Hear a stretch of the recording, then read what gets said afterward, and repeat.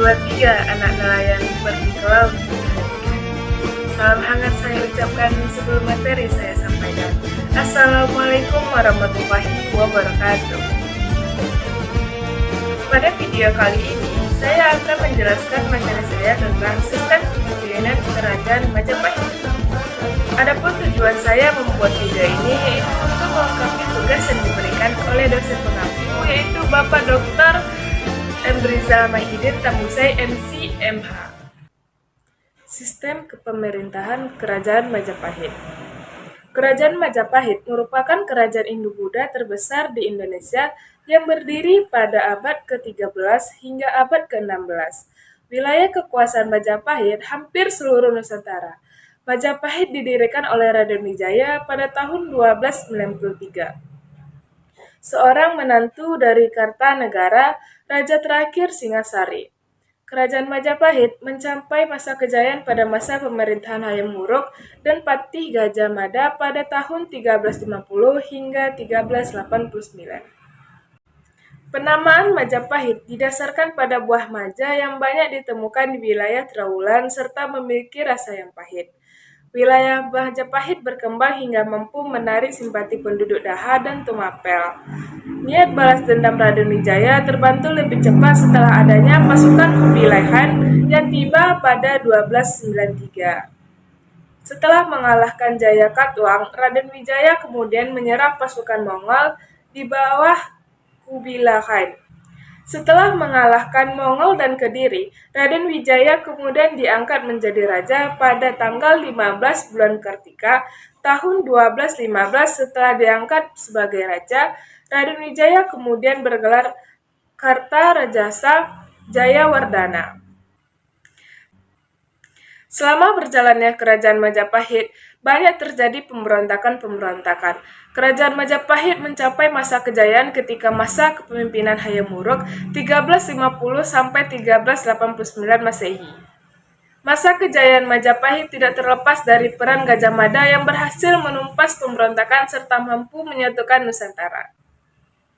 Sumpah Pelapa yang dicetuskan oleh Gajah Mada memiliki arti untuk menaklukkan Nusantara di bawah Majapahit.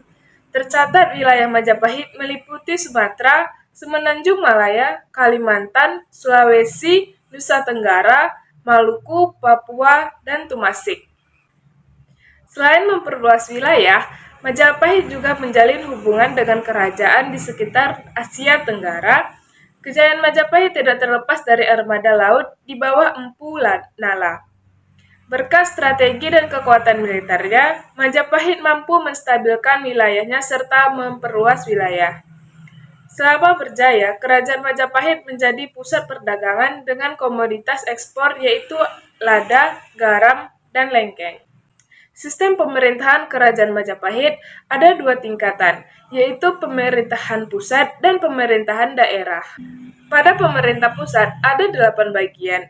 Yang pertama ada raja, yang kedua ada Batara Sapa Prabu, yaitu kelembagaan keluarga kerajaan yang memberi nasihat kepada raja. Kelembagaan ini dipimpin oleh raja sendiri dan anggotanya yang berasal dari keluarga raja, seperti Ibunda Raja dan pemerintahan Provinsi Pusat Majapahit. Yang ketiga ada Rakyat Mahamantri Kartini.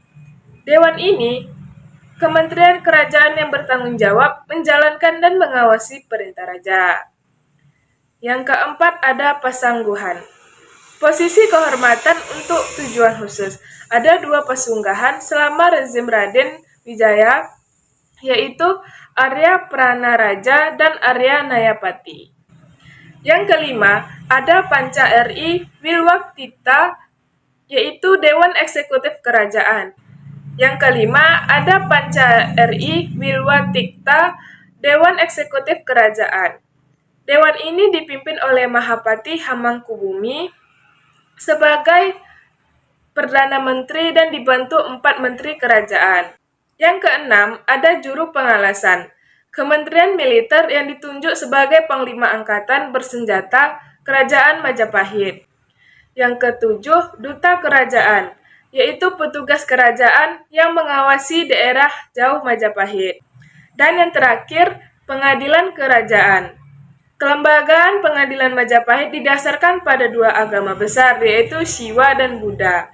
Kepala masing-masing pengadilan adalah Dharma Yaksa, Ring Kasiwaan atau Hakim Tinggi, Hukum Hindu Siwa dan Dharma Yaksa Ring Kasengatan sebagai Hakim Tinggi, Hukum Buddha.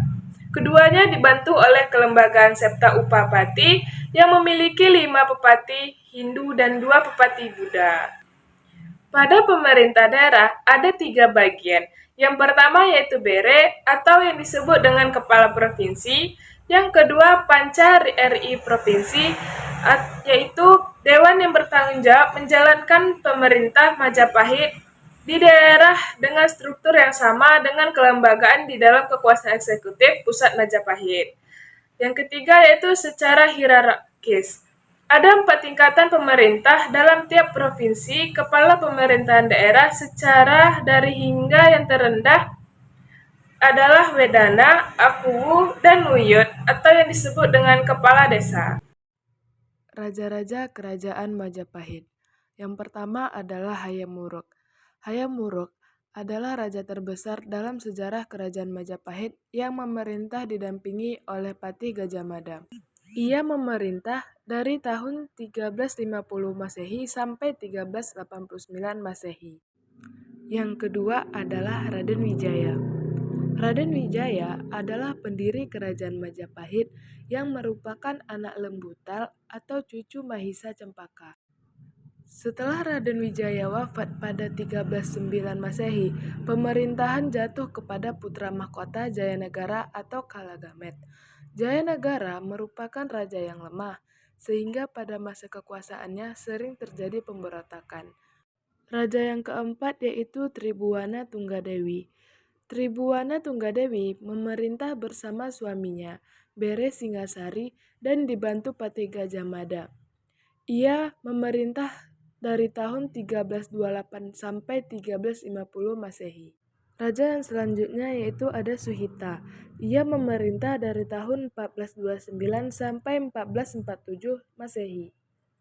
Yang selanjutnya ada Raja Kertawijaya. Ia memerintah dari tahun 1447 sampai 1451 Masehi. Selanjutnya ada Raja Sawardana. Ia memerintah dari tahun 1451 Masehi sampai 1453 Masehi.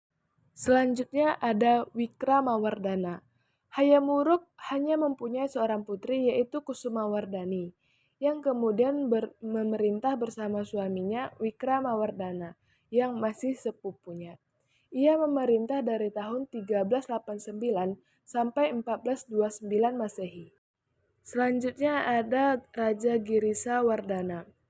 Ia memerintah dari tahun 1456 sampai 1466 Masehi.